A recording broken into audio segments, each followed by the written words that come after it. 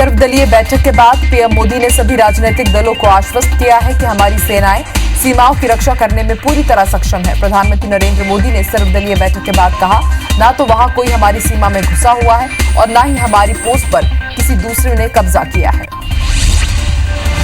PM Modi ने कहा कि डेवलपमेंट हो, एक्शन हो या फिर काउंटर एक्शन हो, आज भारत की सेनाएं अलग अलग सेक्टर्स में एक साथ मूव करने में सक्षम है। देश ने अपनी सीमाओं को सुरक्षित करने के लिए सीमाई इलाकों में इंफ्रास्ट्रक्चर को बढ़ाने पर जोर दिया है और आगे भी जिस गति से निर्माण हो रहा था उसी गति में होता रहेगा। पीएम मोदी ने शहीद जवानों को श्रद्धांजलि देते हुए कहा है कि लद्दाख में हमारे 20 जाबाज शहीद हुए हैं, लेकिन जिन्होंने भारत माता की तरफ आंख उठाकर देखा था उन्हें वो सबक सिखाकर गए हैं। हमारी सेना देश की रक्षा के लिए कोई कसर नहीं छोड़ रही है। आज हमारे पास वो ताकत है कि कोई हमारी 1 इंच जमीन पर भी नजर नहीं डाल सकता। भारत चीन मसले को लेकर पीएम नरेंद्र मोदी के नेतृत्व में सर्वदलीय बैठक आयोजित की गई। बैठक में सभी दलों के नेता मौजूद रहे। बैठक की शुरुआत में चीन सीमा पर शहीद हुए सैनिकों को श्रद्धांजलि दी गई। इसके साथ ही चीन मसले को लेकर सभी विपक्षी दलों के साथ चर्चा की गई। सर्वदलीय बैठक के दौरान रक्षा मंत्री राजनाथ सिंह ने सभी विपक्षी नेताओं को गलवान में हिंसक झड़प के बाद के मौजूदा हालात की जानकारी दी। राजनाथ सिंह ने विपक्षी नेताओं को यह भी बताया कि भारतीय सेना किसी भी हालात से निपटने के लिए पूरी तरह से तैयार है। उन्होंने कहा कि सीमा पर सेना पूरी तरह मुस्तैद है।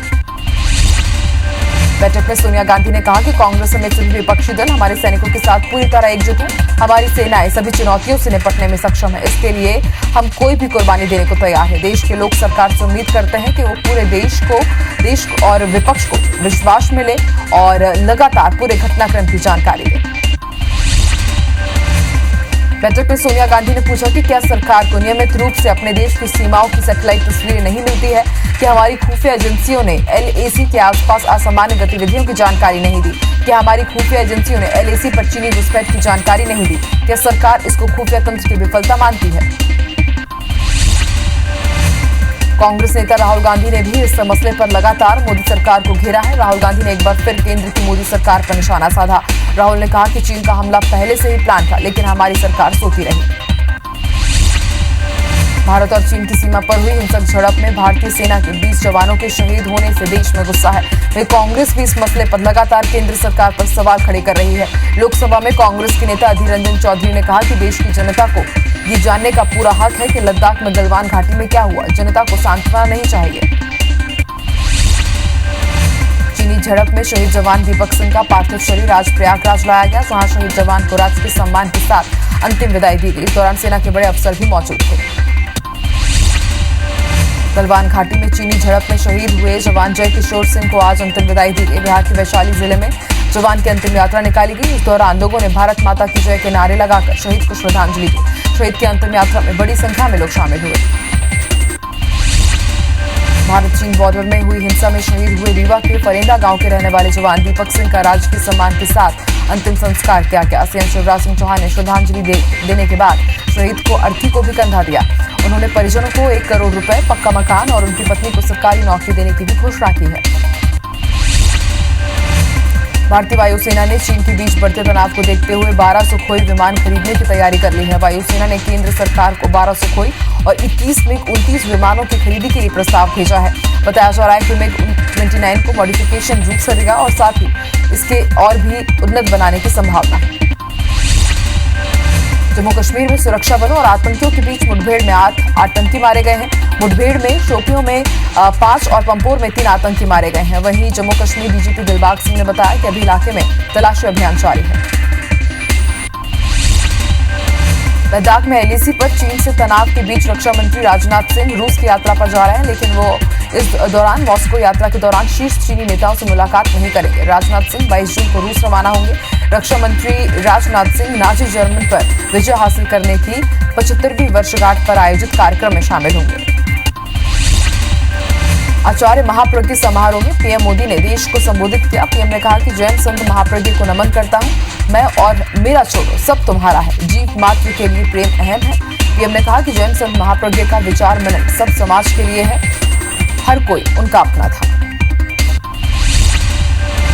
देश के 8 राज्यों में राज्यसभा की 19 सीटों पर आज हुए चुनाव के नतीजे आ गए हैं। मध्य प्रदेश से राज्यसभा की 3 में से 2 सीटें भाजपा को मिली है, 1 सीट कांग्रेस ने जीती। मध्य प्रदेश की 3 राज्यसभा सीटों में 2 पर भाजपा के ज्योतिरादित्य सिंधिया और सुमेर सिंह सोलंकी जीते हैं। 1 सीट पर कांग्रेस से दिग्विजय सिंह जीते हैं। राजस्थान में 3 में से 2 सीटें कांग्रेस को मिली है। 1 सीट भाजपा के खाते में गई है। राजस्थान में कांग्रेस के केसी वेणुगोपाल और नीरज डांगी जीत गए। वहीं भाजपा को 1 सीट मिली है। पार्टी के राजेंद्र गहलोत जीत गए हैं।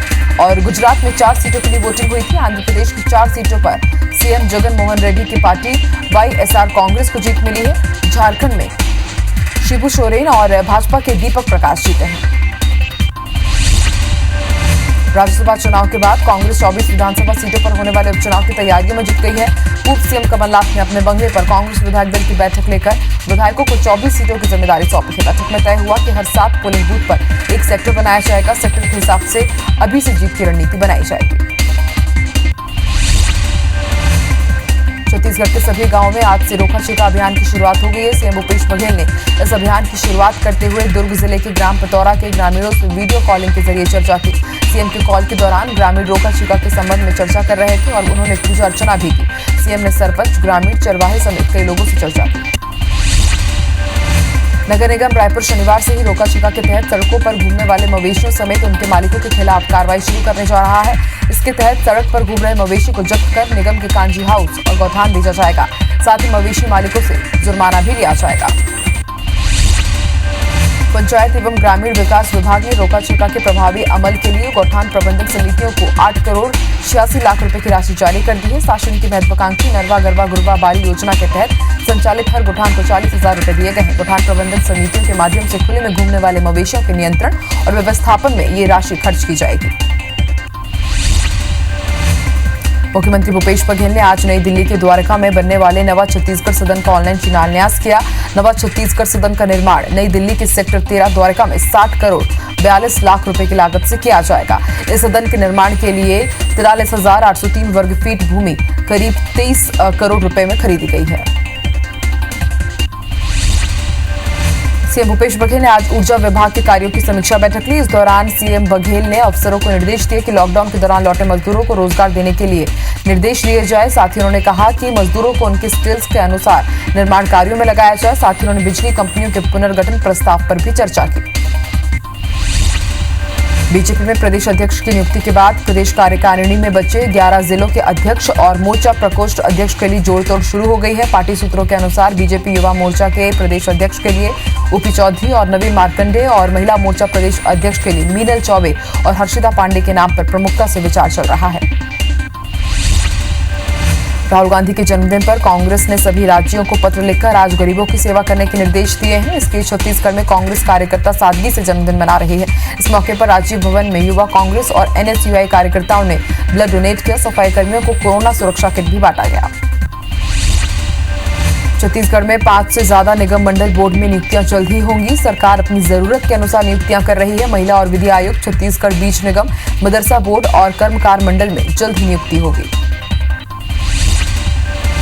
छत्तीसगढ़ में 10 दिनों के अंदर 6 हाथियों की मौत पर राज्य सरकार ने बड़ा फेरबदल किया है। सरकार ने भारतीय वन सेवा से जुड़े 9 अधिकारियों का तबादला कर दिया। हाथियों की मौत पर मुख्यमंत्री भूपेश बघेल ने 2 दिन पहले वन विभाग की उच्च स्तरीय बैठक भी बुलाई थी। बैठक में सीएम विभाग के अधिकारियों को फटकार भी लगा चुके थे। छत्तीसगढ़ की राज्यपाल अनुसुईया उइके ने विश्वविद्यालयों के कुलपतियों से चर्चा की। बैठक में कुलपतियों ने विश्वविद्यालय में परीक्षा, ऑनलाइन पढ़ाई और अन्य विषयों से संबंधित जानकारी दी। राज्यपाल ने कुलपतियों से छात्रों की सुविधाओं को ध्यान में रखते हुए समय सारणी बनाने की बात कही है। लखनऊ के मेदांता हॉस्पिटल में भर्ती मध्य प्रदेश के राज्यपाल लालजी टंडन की हालत में लगातार सुधार हो रहा है। हर आधे घंटे में डॉक्टर उनका हेल्थ चेकअप कर रहे हैं। आपको बता दें, ऑपरेशन के बाद उन्हें सांस लेने में तकलीफ होने की शिकायत के चलते वेंटिलेटर पर रखा गया था। राज्यपाल को देखने के लिए सीएम शिवराज भी लखनऊ गए थे। इंदौर पहुंचे बीजेपी सांसद राकेश सिंह ने दलितों को लेकर कांग्रेस पर जमकर हमला बोला है। उन्होंने कहा कि दलितों को लेकर कांग्रेस पिछले 56 साल से राजनीति कर रही है, लेकिन अब दलित वर्ग भी कांग्रेस के इस रूप को पहचान चुके हैं। कांग्रेस राज्यसभा चुनाव में दिग्विजय सिंह को जिताने के लिए फूल सिंह बरैया को साइडलाइन कर चुकी है। रायपुर के बूढ़ा तालाब में अब लक्ष्मण झूला नहीं बनेगा। लक्ष्मण झूला बनने की घोषणा पर वहां होने वाली पार्किंग समस्या तथा सड़क जाम के मुद्दे को उठाया गया था। महापौर एजाज ढेबर ने बताया कि लक्ष्मण झूले के लिए तालाब समेत आसपास निर्माण करना पड़ता तो एनजीटी और सुप्रीम कोर्ट की गाइडलाइन के अनुसार वो संभव नहीं हो पा रहा है। छत्तीसगढ़ के खाद्य व नागरिक आपूर्ति मंत्री अमरजीत भगत ने नमक से लदे ट्रकों को हरी झंडी दिखाकर रवाना किया। इससे अब सामान्य राशन कार्ड के हितग्राहियों को भी नमक मिल सकेगा। खाद्य नागरिक आपूर्ति एवं उपभोक्ता संरक्षण विभाग इंद्रावती भवन से ट्रकों को प्रदेश के विभिन्न इलाकों के लिए रवाना किया गया। इंदौर के तेजाजी नगर थाना क्षेत्र में स्थित ट्रूबा कॉलेज के चिनार हिल्स पर चल रहे अवैध खनन को रोकने पहुंची टीम पर हमला हो गया है। हमले का आरोप पूर्व मंत्री जीतू पटवारी के रिश्तेदार कुणाल पटवारी और चेतन पटवारी के साथियों पर है, जिनके पथराव से थाने की गाड़ियों को नुकसान पहुंचा है। पुलिस ने मामला दर्ज कर लिया है। मरवाही के जल संसाधन संभाग कार्यालय को दूसरी जगह स्थानांतरण को लेकर कांग्रेस और जनता कांग्रेस छत्तीसगढ़ आमने सामने हो गई है। एक दूसरे पर आरोप लगाया जा रहा है। मामले में जेसीसीजे नेता धर्मजीत सिंह ने आरोप लगाया है कि मरवाही जिले की जनता के साथ अन्याय है। कोरोना महामारी के कारण आम नागरिक नगरीय निकायों के विभिन्न कर भुगतान नहीं कर पाए हैं। इससे करों आदि पर अधिभार देय हो गए हैं। इसलिए मध्य प्रदेश सरकार द्वारा आम नागरिकों के हित में अधिभार माफ करने का निर्णय लिया गया है। राज्य सरकार के इस निर्णय से आम लोगों को काफी राहत मिलेगी। दंतेवाड़ा में बारसूर के इंद्रावती नदी में प्रस्तावित बोधघाट परियोजना को लेकर हितामेटा गांव में बैठक हुई। बैठक में कई पंचायतों के प्रतिनिधि शामिल हुए। सभी ने एक सुर में इस प्रोजेक्ट का विरोध किया। उन्होंने मांग की कि परियोजना का काम शुरू होने से पहले इन पंचायतों से सहमति ली जाए, साथ ही विस्थापन और उचित मुआवजे के बाद ही काम शुरू किया जाए। प्रोफेसर पीडी खेड़ा के निधन के बाद उनकी यादों को संजोने के लिए की गई घोषणा के पालन में हीला हवाली करने का आरोप लोरमी विधायक धर्मजीत सिंह ने लगाया है। जनता कांग्रेस छत्तीसगढ़ के विधायक धर्मजीत सिंह ने उनकी स्मृति में स्मारक और रंगमंच बनाने के लिए 15 लाख रुपए अचानक मां टाइगर रिजर्व प्रबंधन को दिए थे, लेकिन आज तक काम शुरू नहीं हुआ। केंद्र सरकार के निगमीकरण के फैसले के खिलाफ सुरक्षा संस्थानों के कर्मचारियों ने देशव्यापी हड़ताल का ऐलान किया है। जुलाई के दूसरे सप्ताह से प्रस्तावित इस हड़ताल के दौरान कर्मचारी काम नहीं करेंगे। दरअसल केंद्र सरकार के 41 आयुक्त निर्माणियों को निगमीकरण के दायरे में लाने के प्रस्ताव के खिलाफ लगातार आंदोलन हो रहा है। बलरामपुर जिले में IBC 24 की खबर का असर हुआ है। सड़क निर्माण को लेकर खबर दिखाए जाने के बाद मामले में क्षेत्रीय विधायक चिंतामणि महाराज ने संज्ञान लिया है। विधायक ने NH 343 के सब इंजीनियर को बुलाकर जमकर फटकार लगाई। साथ ही विधायक ने सड़क रिपेयरिंग से लेकर अब तक हुए कार्य की जानकारी भी मांगी। सरायपाली में अधिकारियों की अनदेखी के चलते मरम्मत और निर्माण कार्य में जमकर खानापूर्ति की जा रही है। आरोपी की बरसात में ठेकेदार को लाभ पहुंचाने के लिए सड़क पर डामर चढ़ाया जा रहा है। मामले में अधिकारी ने ठेकेदार द्वारा अनुमति नहीं लेने की बात कही, वहीं तत्काल काम रुकवाने की बात कही जा रही है। बिलासपुर में अमृत मिशन योजना पर संकट के बादल मंडराने लगे हैं। इस योजना के जरिए जिस खूंटाघाट बांध के जरिए शहर में पेयजल आपूर्ति की जानी है, उसमें अहिरन नदी का पानी लाने की योजना को शासन से स्वीकृति नहीं मिली है। ऐसे में योजना का काम पूरे होने पर भी लोग प्यासे रह सकते हैं। वहीं भाजपा ने इस मामले में कहा है कि बोधघाट और अहिरन नदी का काम एक साथ करना था। कोरोना का असर अब मेट्रो बस पर भी साफ नजर आने लगा है। सरकार के दिशा निर्देशों के अनुरूप शहरी परिवहन को शुरू करने की तैयारियां तेज हो गई है। इसमें 50% यात्रियों के साथ बसों को चलाने की गाइडलाइन का पालन किया जाएगा। इसके अलावा बसों में कैशलेस को भी बढ़ावा देने के लिए यात्रियों को कई विकल्प दिए जाएंगे। बिलासपुर कटनी रेल रूट पर दुर्घटना से बचने पेड़ों और चट्टानों को हटाने का काम शुरू हो गया है। बता दें कि भनवा रंटक से लेकर के खोंगसरा और खोडरी तक पहाड़ी इलाका है और यहाँ रेलवे ट्रैक के काफी नजदीक तक पेड़ और चट्टाने हैं। बरसात के दिनों में यहाँ अक्सर पेड़ और चट्टाने पटरियों पर आ गिरती है, जिससे हादसा होने की आशंका बनी रहती है। जांजगीर चांपा के पामगढ़ क्षेत्र के जेवरा गांव में उत्तर प्रदेश से लौटी बच्ची की मौत के बाद प्रशासन और स्वास्थ्य अमला अलर्ट हो गया है। बच्ची की मौत के बाद स्वास्थ्य विभाग ने बच्ची के साथ ही उसके माता पिता समेत 12 लोगों के सैंपल जांच के लिए भेजे, तो रिपोर्ट नेगेटिव आने के बाद क्षेत्र के लोगों ने राहत की सांस ली। अंबिकापुर जिले में 70 गांवों को प्रशासन ने महामारी के मद्देनजर संवेदनशील घोषित किया है। इसके साथ ही ब्लॉक और ग्राम स्तर पर मोबाइल यूनिट की भी शुरुआत होने वाली है, ताकि समय रहते स्वास्थ्य सुविधाएं मुहैया कराई जा सके। चिकित्सा विभाग ने मितानिनोस के माध्यम से दवाइयां पहुंचाने का काम भी करने की शुरुआत कर दी है। भारत चीन झड़प के बाद ग्वालियर नगर निगम में सफाई व्यवस्था की जिम्मेदारी देख रही चीनी कंपनी इको ग्रीन को लेकर विरोध प्रदर्शन शुरू हो गया है। शहर के युवाओं के साथ समाज सेवियों ने सिटी सेंटर स्थित कंपनी के दफ्तर का घेराव किया। साथ ही नगर निगम से उसके ठेके को निरस्त करने की मांग की गई है। गुना के चाचौड़ा क्षेत्र में शासकीय जमीन पर फर्जीवाड़ा करने वाले 5 पटवारियों की सेवा समाप्त कर दी गई है। वहीं 7 अन्य कर्मचारियों के 4 साल की वेतन वृद्धि रोक दी गई है। बता दें कि चाचौड़ा तहसील में 1 साल पहले फर्जी प्रविष्टियों का मामला सामने आया था। मामले की जांच के बाद एसडीएम ने 5 पटवारियों को बर्खास्त कर दिया। सरायपाली के प्रेतनडीह में फर्जी मस्टर रोल भरने की शिकायत की जांच की गई। ग्रामीणों की शिकायत के बाद सीईओ ने जांच के लिए टीम गठित की थी, जिसकी जांच में शिकायत सही पाई गई है। वहीं सीईओ ने मामले में कार्रवाई के लिए जिला पंचायत को प्रेषित किया है। मुरैना में बीजेपी नेता की आत्महत्या मामले में पुलिस अब तक चंबल नदी में शव नहीं ढूंढ पाई है। बीजेपी नेता नरेश गुप्ता का 2 दिन पहले चंबल नदी के पास स्कूटर रखा हुआ मिला था, जहां एक सुसाइड नोट भी बरामद किया गया था, जिससे अंदाजा लगाया जा रहा है कि नरेश गुप्ता ने नदी में छलांग लगाकर खुदकुशी की कोशिश की। हालांकि अभी तक चंबल नदी से शव बरामद नहीं हुआ है। धमतरी जिला पंचायत सदस्य खूबलाल ध्रुवे ने के साथ रेत खदान में हुई मारपीट को लेकर भाजपा ने नाराजगी जताई है। इस मामले को लेकर भाजपाइयों ने कलेक्ट्रेट में जमकर प्रदर्शन किया और राज्य सरकार के खिलाफ नारेबाजी की। उन्होंने रेत माफिया के ऊपर कार्रवाई की मांग करते हुए राष्ट्रपति, राज्यपाल और मुख्यमंत्री के नाम डिप्टी कलेक्टर को ज्ञापन सौंपा है। कटनी में कर्ज के नाम पर कारोबारी की हत्या करने का मामला सामने आया। पुलिस सीसीटीवी फुटेज और कॉल डिटेल के आधार पर 5 लोगों को हिरासत में लेकर पूछताछ कर रही है। बताया जा रहा है कि आरोपी ने व्यापार शुरू करने के लिए मृतक से कर्ज लिया था, लेकिन जब मृतक के पास ज्यादा पैसा देखा गया तो आरोपी की नीयत बदल गई और कारोबारी को मौत के घाट उतार दिया। शिवपुरी के कैरारा में चल रहे जुआ फड़ पर हुई गोलीबारी में 2 लोगों की मौत हो गई। बताया जा रहा है कि किसी बात को लेकर विवाद इतना बढ़ गया कि फायरिंग हो गई, जिसमें खालिद और शकील की मौत हो गई। परिजन ने बंटी पंडित नाम के शख्स पर हत्या का आरोप लगाया। वहीं पुलिस हत्यारों पर इनाम घोषित कर दोहरे कत्ल की जांच में जुटी है। जांजगीर चांपा के नैला उपथाना क्षेत्र के भाटापारा वार्ड में महिला की पत्थर मारकर हत्या मामले में पुलिस ने फरार आरोपी को गिरफ्तार कर लिया है। बताया जा रहा है कि आरोपी अपनी सौतेली मां की हत्या कर फरार हो गया था। वहीं पुलिस ने मामले में पहले से ही 2 आरोपियों को गिरफ्तार कर लिया था। मुंगेली पुलिस ने अंधे कत्ल मामले में एक आरोपी को गिरफ्तार किया है। बता दें कि मुंगेली के मोहरता गांव के पास आगर नदी में कुछ दिन पहले लाश मिली थी। जांच में मृतक की पहचान देवरी गांव निवासी इंद्रसेन के रूप में की गई थी। मामले की जांच करते हुए पुलिस ने कॉल डिटेल के आधार पर एक युवक को गिरफ्तार किया है।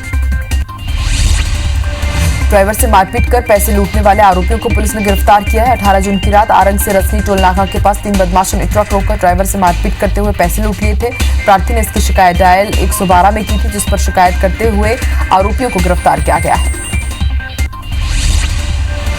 नरसिंहपुर के गोटेगांव पुलिस ने एक ठग गिरोह को पकड़ने में कामयाबी हासिल की है। ठग लोगों को पैसा डबल करने का झांसा देकर ठगी किया करते थे। आरोपी गोटेगांव में ही कई लोगों को अपना शिकार बना चुके थे।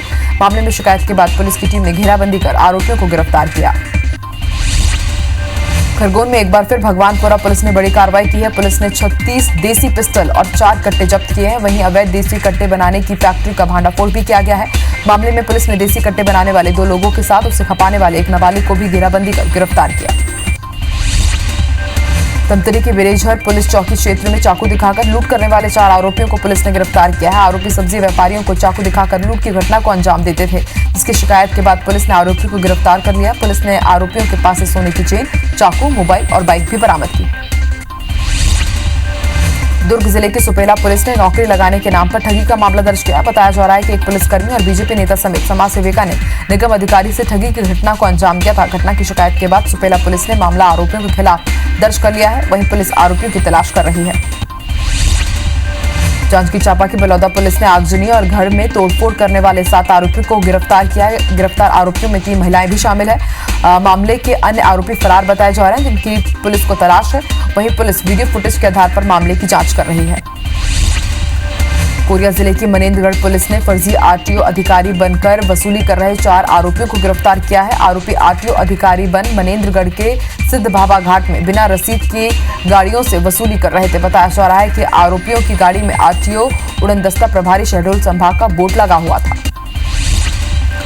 उज्जैन के माधवनगर पुलिस ने 10 महीने से फरार 5,000 रुपए के इनामी आरोपी को गिरफ्तार किया है। आरोपी मकान खाली करने को लेकर पुलिस पर पथराव कर चुका था, जिसमें कुछ पुलिसकर्मियों को चोट आई थी। तभी से आरोपी फरार चल रहा था। थाना माधवनगर पुलिस ने मुखबिर की सूचना पर कार्रवाई करते हुए आरोपी को गिरफ्तार किया।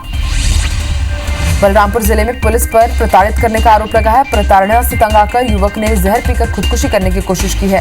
युवक को गंभीर हालत में अस्पताल में भर्ती कराया गया, जहां युवक का इलाज किया जा रहा है। मामला जिले के रघुनाथ नगर थाना क्षेत्र के ग्राम सरना का बताया जा रहा है।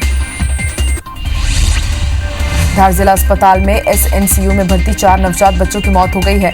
एक बच्चे की सुबह तो एक बच्ची की दोपहर को मौत हुई है। शाम करीब 8 बजे तक 2 और नवजात बच्चों की मौत हो गई। घटना के बाद अस्पताल में हंगामा हो गया। सिविल सर्जन ने कहा कि सभी बच्चों की हालत पहले से ही गंभीर थी। उन्होंने किसी भी तरह की लापरवाही से इंकार किया है।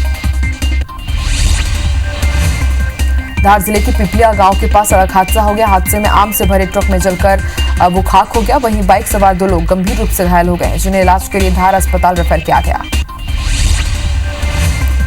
उज्जैन के हलहारिणी अमावस्या और सूर्य ग्रहण पर 20 और 21 जून को शिप्रा नदी के घाटों पर स्नान और अन्य कार्यों के लिए पूरी तरह से प्रतिबंध लगा दिया गया है। वहीं शनि मंदिर में भी प्रवेश प्रतिबंधित रहेगा। इस संबंध में कलेक्टर ने आदेश जारी किए हैं। छत्तीसगढ़ में पत्रकारिता के जनक पंडित माधवराव सप्रे का आज 149वीं जयंती मनाई गई। पंडित सप्रे पेंड्रा से छत्तीसगढ़ मित्र का संपादन और प्रकाशन शुरू करते हुए पत्रकारिता की बुनियाद रख चुके थे। वहीं उनकी जयंती पर स्थानीय लोग ही उन्हें भूल गए हैं। पंडित सप्रे की जयंती जनप्रतिनिधियों को याद ही नहीं रही। अब कम इनकम वाले परिवार भी महज 15,000 रुपए में एसी की ठंडी हवा का लुत्फ उठा सकेंगे। ऐसा संभव कर दिखाया महासमुंद जिले के एक होनहार इंजीनियर गुप्तेश आचार्य ने, जिसने महज 20 साल की आयु में सबसे सस्ता और मध्यम वर्ग के बजट में आने वाला इवेपोरेटेड एयर कंडीशन का मॉडल बनाया है।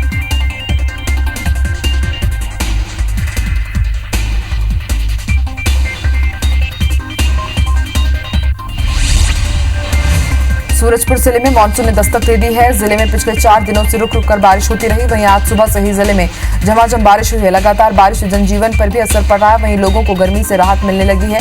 बारिश के बाद अब किसान भी कृषि कार्य में जुट गए हैं।